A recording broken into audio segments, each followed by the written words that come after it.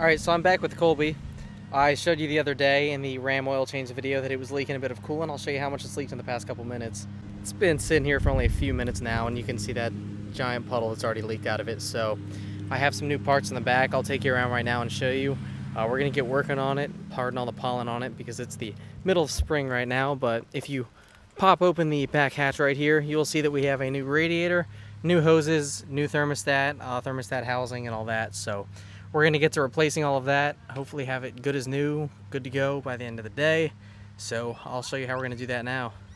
So you can see everywhere that it leaked underneath of here. I'm down by the driver's side. Looking up here, that's typically where I'd release out all the coolant, but you can see that that's broken off. So I'm just going to have to disconnect the hose on the other side. It looks like I have pretty easy access to get it straight into the Home Depot bucket where I have it sitting from up top, so I'm going to give that a shot. There we go. So let me show you the underside. Whoa! Oh! There we go. Alright, so I'm going to go inside now and wash it off. This is why you wear safety glasses, because it burns a little in my right eye. But we got the bottom hose off. You can see all of that draining out down there. So that's coming out nice and clean. Actually, it's not clean at all, so I don't know how well it's focusing, sorry. I was kind of rushing on that video because I didn't know how easily we'd be able to get that off, but bottom hose clamp is popped off. I use a set of channel lock pliers for that, so just draining it out now. Alright, so we disconnected the top hose too, using the same channel lock pliers. Cracked open the cap, and we're just letting the vacuum effect drip everything down into there. So it's filling up the bucket. A good bit spilled, but we'll clean it up. In the meantime, we're just going to wait for it to drain out and probably start getting the fan shroud off in the meantime, just to have more access. Now, in order to get off the fan shroud, we got to remove the extra coolant tank and the washer fluid reservoir over here. So in order to do that, they just slide right out, but there's also a little tab that goes in the back, so you just have to grab a flathead screwdriver or something, pry out here, and then lift up at the same time. So I'm going to disconnect that hose right here, and then I'm going to slide it up and take it out. Okay, Michael Tomko, what are we doing now?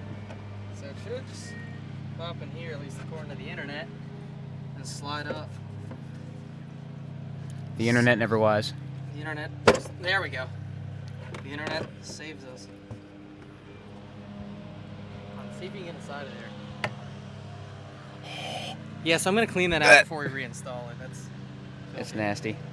And then with this one over here for the windshield washer fluid, I got this bottom one disconnected. I didn't do the hose yet, obviously, because it's halfway full with fluid. And then there's another electrical connection right down there by my hand, so we'll disconnect the electrical connections and then drain out the actual reservoir and then get it taken off. We just drained the washer fluid reservoir. It drains out through a little hose in the back that we found, and then the two electrical connections come out the back, so we just took off the hose to drain it. There's probably a way that you can preserve it, but we didn't because it's just easier not to, so we can wash that out as well. But it comes off the same way. Gonna pry at the back with a screwdriver and just lift it clean up. There we go. Oh, should just pop right up. There we go. It's a weird looking thing. it is. Yeah, those are the two little notches that are in the back of the fan shroud that you want to take out. You found the fan shroud bolt size, right? Mm-hmm. 10 millimeter. 10 millimeters. So funny enough, it's metric. Yeah. And it's before 2000. But yeah, we'll get to taking that off, remove the fan shroud, and then proceed onwards from there. All right, we got the 10 millimeter bolts out. All right, so we got the fan shroud off. We just pushed it to the back because it doesn't look like it'll actually need to be removed. If it does, I'll show you that. But now we just got to actually get the radiator off. Up here, you just need a crescent wrench to get that off. And then for the transcooler line down there, you need a quick disconnect tool. So I'll grab that. I'll show you how that works. And then we'll get on that. All right, so next we're going to get off the transcooler lines. You have your top one right here and then the bottom one down there, which I have the quick disconnect tool on. You can kind of see it. I'll try to get on video, but you just have to push it into there and then it pops out. I don't know why they did it differently from the top one, but the top one just unscrews. We're going to use a crescent wrench for that. All right, we're using an 11/16 wrench and it's coming off pretty easily. Spray some penetrating oil on it at the beginning of the job just to make sure it would come off easily. And then I'm going to throw this plastic bag on the end and put on a rubber band just to make sure that no extra fluid leaks out, and it'll hold a airtight seal on it because you can see a little bit dripping out of there right now. And then down here I'm going to use the quick connect tool. You can see how I have this one cinched off right here. I'm going to do the same one at the bottom once I get that off. Here, all right, so we got both of the transmission lines off. You can see that they're both sealed off right there. The little quick disconnect thing, I had to use the smaller size of the two here. On the smaller one, it says it on the back, it is a size E, it looks like. So if yours has sizes, that's what I had to go with. little bit of a pain, but it did come off, and it leaked out a good bit of transmission fluid too, so I'm gonna have to clean that up as well. Fluid looks pretty healthy, so I'm happy about that. We're gonna take off the little plastic air dam sort of thing here. I have new little plastic clips here. There are 4 of them, but you want to remove 2 from each side. So I'll show you around the front. 1, 2, then 3, 4. So I'm probably just gonna cut those since I have replacements, and then we'll get the new ones on once we have everything else done. All right, so with a little air barrier right there, I pried out each of the little clips. I cut them with a pair of diagonal angle cutters. You can see right here that we have the bushings where it's secured in on either side. There are 4 10mm bolts. There's 2 at the top and then 2 at the bottom, right? Yeah, 2 at the top, 2 at the bottom. So 1 up here, 1 down here, and then same on the other side. So the radiator is good to lift out, so I'm gonna take it out now. Theoretically, it should just slide right out. Just like that. Wait, where's the new one? Did we forget to order it? Oh, shoot, yeah, we don't have Oh, crap. Yep, that's it, though. Alright, so I took out the fan shroud now, and you can see just how much space there is. Plenty of space now, but... Reminds me of the 83. Yeah. We said, though, that while we have all the open space, we might as well take care of the hoses and also the thermostat as well, just because we have all this space to work with. So Colby's working on getting the bottom hose off. That's pretty simple. You just remove the clamp from the bottom, and it's leaking some more. Great. Probably should have thought that through, but...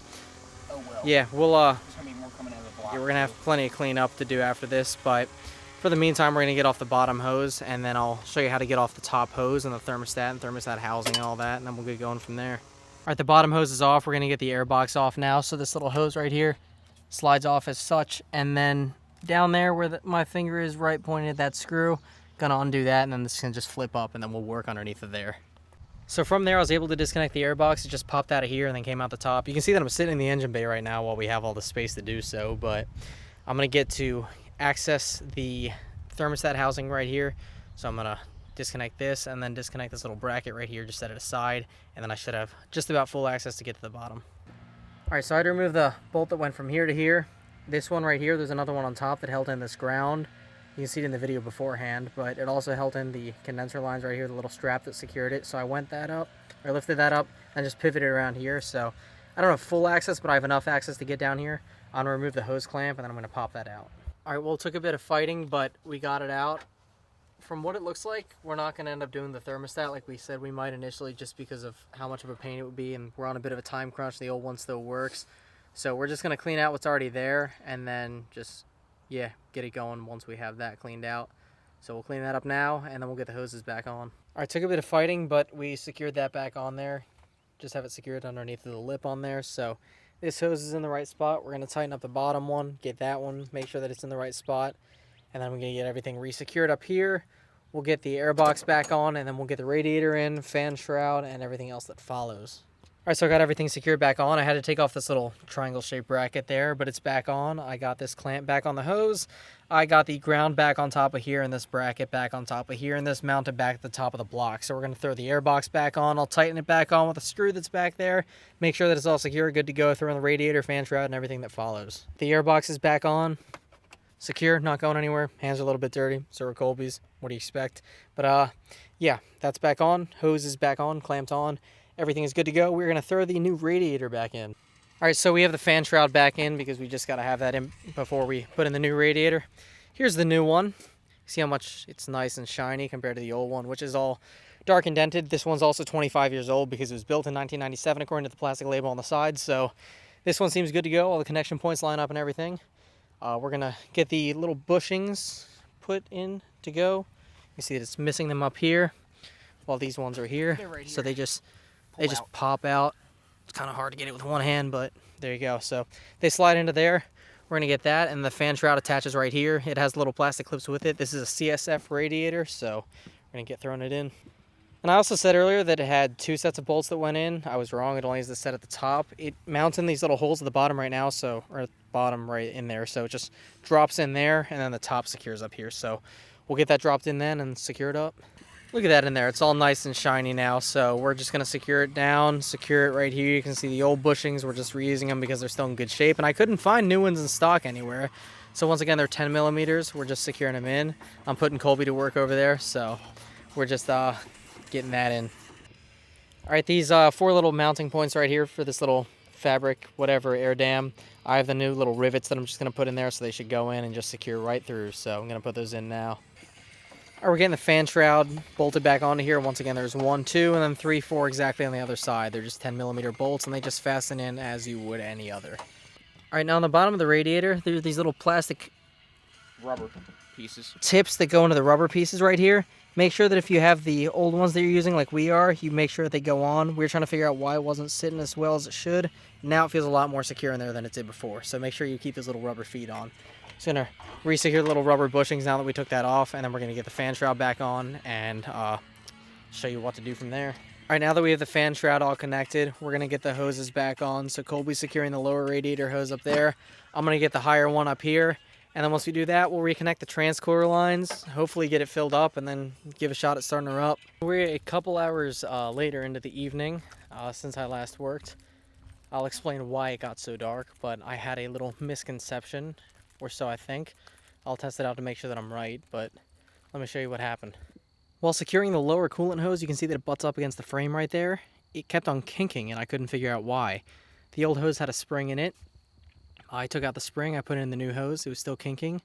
I couldn't get anything to work, I was trying different positions, Colby did too, and Colby eventually had to leave, so I told him to not worry about it, I'll figure it out on my own. So he headed out, he had to go home for dinner, didn't blame him, needed to go home, so let him go, and then I tried it on my own, and I tried and I couldn't find any stores that carried them with a spring. I was going around and I was checking, and I eventually found that what I was doing wrong was the fact that the hose was actually a little bit too long, so I trimmed about an inch, inch and a half off of each end. Fits on a lot nicer now. You can see that it doesn't kink at all. Pardon the little shadow from my light, but I'm going to give that a shot. It should fit pretty well. I'm going to get my transcooler lines hooked back up. This one just snaps into here, right here. It just pushes in, and then this one just screws on here with the, I think it was 16, 17mm crescent wrench, something like that.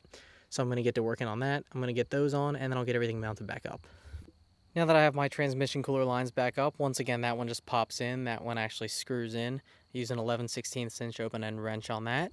But I'm going to put my little external coolant reservoir back on here. I'm going to put my washer fluid reservoir back on here. I'll hook up all of the lines the same way that I unhooked them. There's two little electrical lines and then a fluid line for the bottom of the windshield washer reservoir. And then on the other side, for the coolant overflow, there is nothing except for the actual little hose that goes up here. So it just slides into the side of the fan shroud for both sides, and then I will top this off with the coolant and give her started up. All right, the washer fluid reservoir is hooked back up. Doesn't have any washer fluid in it though. And the coolant auxiliary tank is back too. I'm going to fill both this and the auxiliary tank up with coolant. I'm going to start her up. I'm going to bleed the system, burp it a little bit, and then hopefully there will be no leaks. I'll check for that, take it on a test drive, see what we can do. All right, now to fill back up, I bought a case of Prestone Prime 50/50 pre-diluted for all vehicles. Universal coolant, so it should be good. I got 6 gallons just to play it safe. I'm not sure how many I'll need. Look at that new radiator in there. Hopefully she cools it just fine. I'm going to fill up here, and then we'll get going.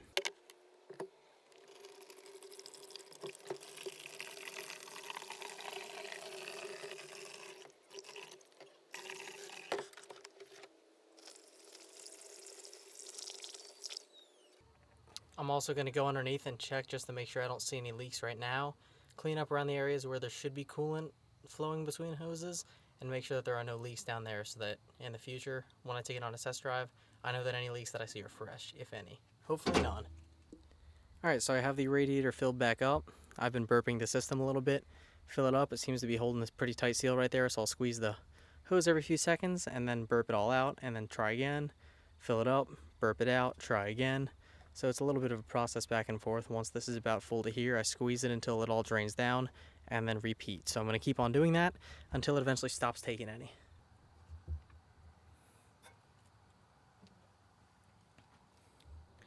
So I'm squeezing it and it is not taking anything in more. So we have this little bit here. I'm going to start up the engine. I'm going to get the heat going a bit so it works the heater core, and then we'll see how it runs, if it pulls it in, if the air gets warm, and then if the engine holds a good temperature. So here's the moment of truth. Should start. If it doesn't start, we have a lot bigger of problems. The question is, will it stay cool? Keys in the ignition. Set the temperature to defrost. Let's put it on heat. Maximum. Let's get her started. Let's go check her out.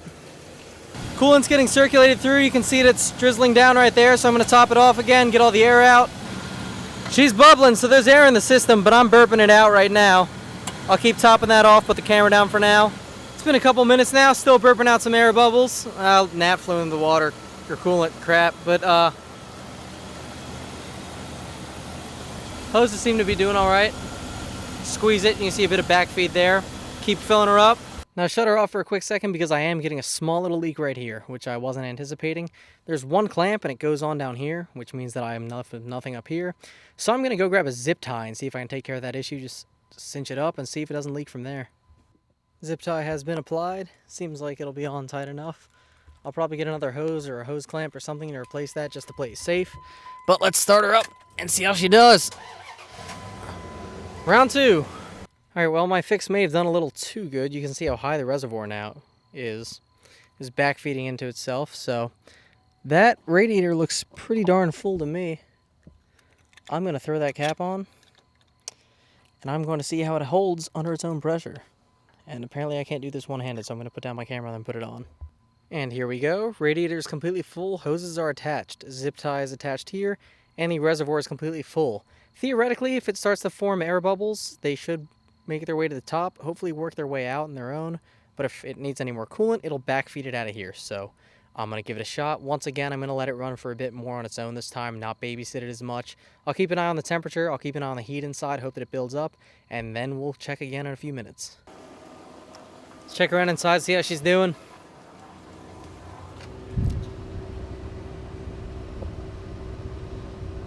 Starting to warm up a little bit. The air is starting to get a little bit warmer too, so I know there's air or coolant circulating through the heater core, sorry. That's a good sign. I'm going to hope that it continues to warm up and then plateaus at around 200 degrees Fahrenheit, which is what it normally does. Now while I'm just sitting here letting it heat up a little bit, you can hear that annoying rattle that we've been trying to get rid of. It's coming from somewhere around the catalytic converters, but the exhaust in the back sounds real nice. Let me show you that.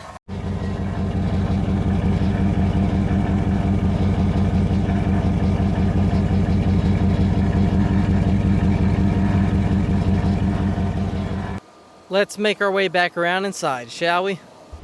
The vents, which I set to blow on the forward vents here, are blowing quite warm. I wouldn't say hot, but definitely toasty.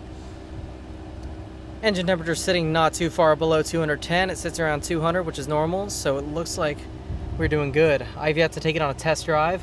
I will take it on a test drive in a few minutes. In the meantime, I'm going to let it idle.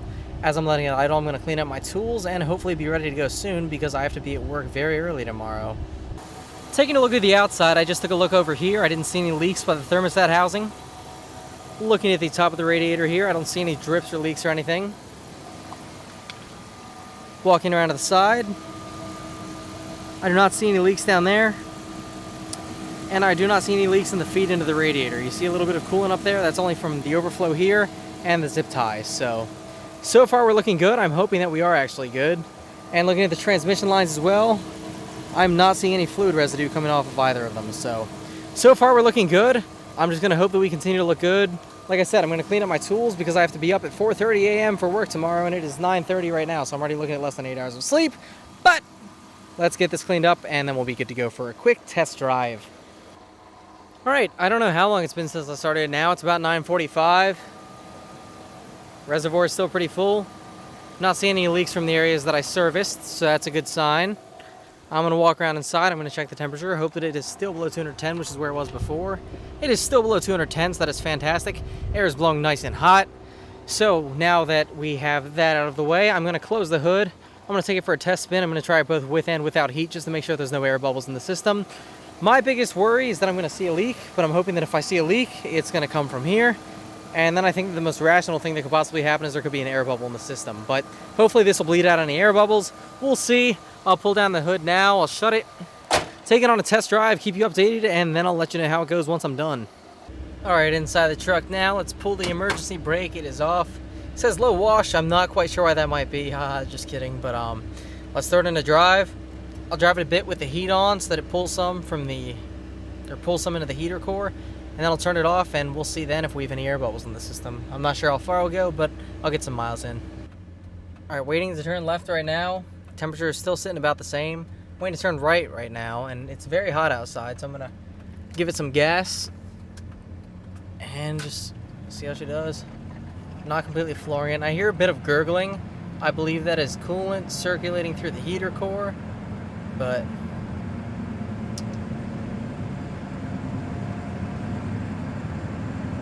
that's 60. Not flooring it, but definitely giving it some gas.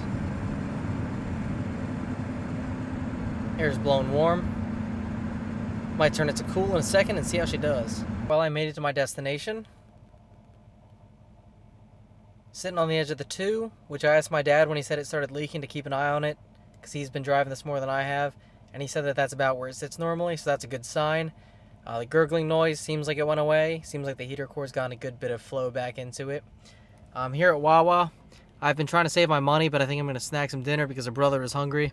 Look at those gas prices right now. $4.55 for regular and $5.95 for diesel. Hoping that by the time that this video gets published and by the time that I'm watching it in a year or 2 years from now, I'll be able to say, man, those were crazy times. But I don't know. I've never seen gas that much in the time that I've been driving, so it's pretty nasty. But I'm not here to rant about gas prices. Let's get under the hood and see if we see any leaks.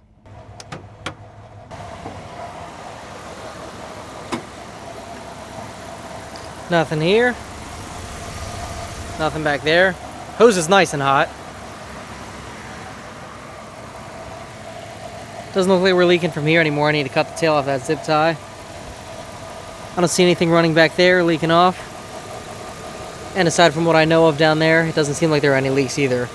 Transmission lines also seem good. I'm going to look from the underside and see how we're looking. Still not seeing any leaks that weren't here from before. You can see it is a little bit wet underneath of here, but that's just because it was leaking so much earlier and we opened up and drained everything out. So the real test will come in a few days when we see how much coolant is left in the reservoir. Reservoir is still looking pretty good. That's about what it was when I left, so I can't complain. I'm going to go grab some dinner. Alright, I'm back with the truck keys. Wawa sub, got a pepperoni pizza sub, and a soft pretzel. So it's 10:20 at night. Like I said, I have to be up for work in about 6 hours, so I should probably get headed home, probably eat on my way there. About 10-15 minute drive home, and then if the truck makes it, I'll wrap up the video. Well, I am back home. The truck is at 151,921 miles. You can see that the temperature is about the same as last I updated, so we're holding a stable temperature. It's around 190, 200 maybe, so I'll take it below halfway, definitely below overheating. Looks like it was a good, successful radiator change and hose change. Thank you to Colby for coming over and helping today. I'll link his channel down below because he started up a channel not too long ago, so I like to support him when he supports me. Helps me out all the time, and it always makes it easier when I have somebody else helping. So with that, I'm going to hit the headlights. I'm going to go inside. I'm going to go to bed, and I'm going to wake up early tomorrow for work. But in the meantime, thank you for watching. I appreciate it. If this helped you, glad to hear it.